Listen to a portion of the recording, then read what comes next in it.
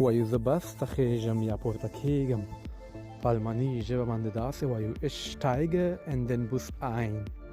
Ich steige in den Bus ein. که وایو زه بس ته پورته شوم وختم، دا جمله بیا نو په الماني ژبه داسې وایو ich bin eingestiegen in den Bus.